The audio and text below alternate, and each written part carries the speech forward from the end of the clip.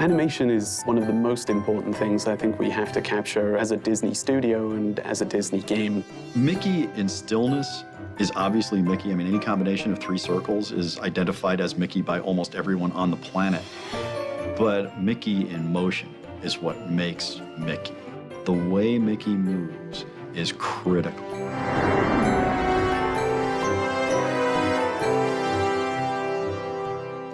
Boy, did everybody here watch a lot of cartoons.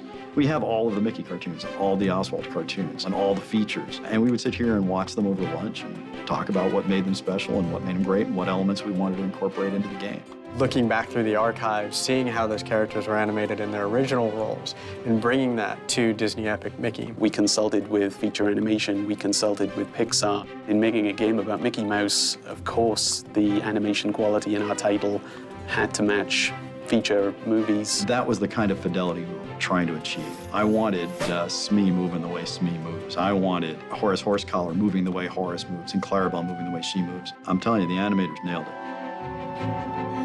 Disney has a series of lectures, all the way from some of the 9 old men up to the present. We have access to all of those, so we could learn from the masters. We had access to some of the most senior animators at Disney Feature Animation, and trust me, they critiqued our animations. There was a level of detail that those guys can get to about specific animations that I had never seen in my life, and I've been working with animators, for 30 plus years.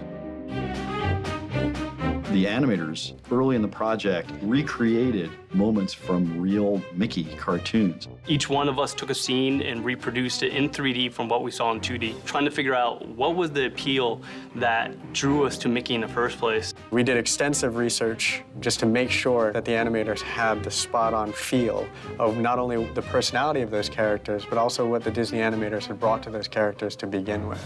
Why did they rotate his ears this way? Why did they turn his head and cock his head this way? How do we take that and then find a balance that would work well in 3D?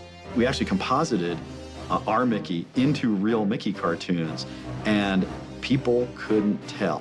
That's when I knew we had nailed it. And it wasn't that we were literally going to imitate specific animations, but once the animators could imitate them, I knew they'd embodied the character. And for an animator, that's critical.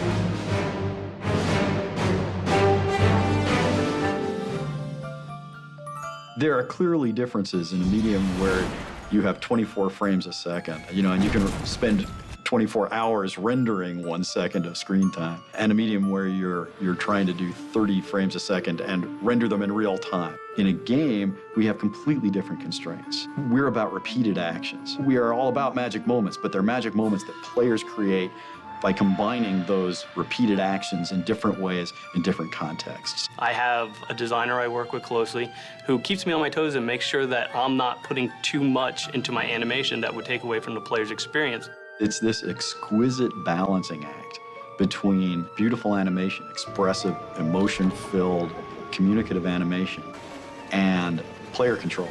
So that way when they want to turn right, it's responsive. So it's a give and take back and forth. The animators here are expert, and the gameplay programmers are expert at balancing the need for players to be in split-second control, down to milliseconds of control, and beautifully expressive animation.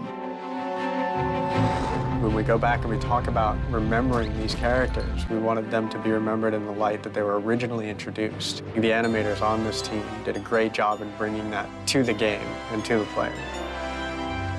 I look at the game and I just think we've captured the essence of Disney animation in a game.